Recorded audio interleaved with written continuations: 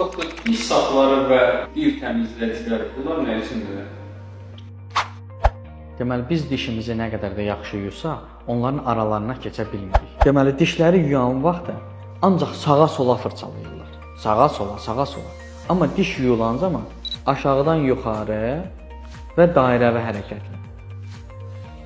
Alt çənədə aşağıdan yuxarı, üst çənədə yuxarıdan aşağı olmaqla təmizlənməlidir.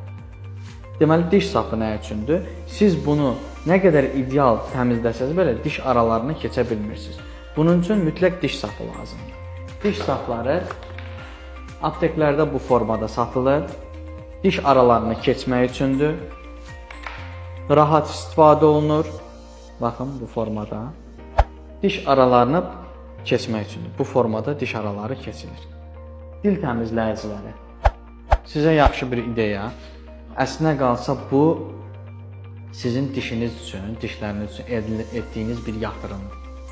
Bu nədir? Qiyməti o qədər də baha olmayan münasib bir şeydir. Elektron formadadır. Amma nəzərinizə çatdırım ki, bunun içinə ağız yaxalayıcısı tökməyin də, çünki bunun sistemini poza bilər. Nə tökmək? Adi distillə su, adi su, qaynanmış su da olur. Bu nə üçündür? Bu hissəsi baxın, dili təmizləyir. Çox adamın dili görürsünüz ki, ərkli olur. Dili təmizləyir bu formada. İçinə su doldurursunuz, suyu naporla diş aralarından vurur. Çıxardır oradan qida qalıqlarını falan. Elə adamlar var ki, onların körpüləri var. Sağda, solda və ya implant arası var. Təzyiqlə vurur o körpülərin altına. Körpülərin altı qəşəng yuyulur. Əməlli başlı bunun təzyiqi var. Yəni göstərərəm ki, necə təzyiqlə vurur, çıxardır. Dediyim kimi başqa məhlul qoymağa ehtiyac yoxdur. Uzun müddətlidir, keyfiyyətlidir. İstənilən firmanın var, çox da brendə qaçmağa ehtiyac yoxdur. Hamısı aşağı-yuxarı eyni şeydir. Yəni sizin gigiyenanız üçün, dişinizin sağlamlığı üçün etdiyiniz yatırım birinci nədir? Özdə bu dediyim şeylər demək olar ki, pulsuzdur. Bunlar hansılar?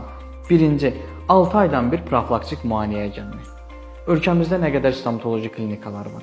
90%-də müayinələrimiz ödənişsizdir.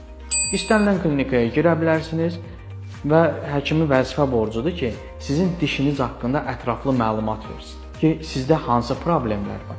Müayinələr ödənişsizdir. Bu bir. İkinci, profilaktika, gigiyena. Bu nədir? Dişləri düzgün qaydada yumaq. Dediyim kimi üst dişləri yuxarıdan aşağı, alt dişlər aşağıdan yuxarı yuyulmalıdır. Ancaq ön hissəsini yumaqdan ibarət deyil bu. Dişin görün neçə səthi var? Baxın, vestibulyar səthi, dil tərəfdən linguval səthi, çeynəmə səthi, dediyim kimi alt dişlər aşağıdan yuxarı, üst dişlər yuxarıdan aşağı yuyulmalıdır.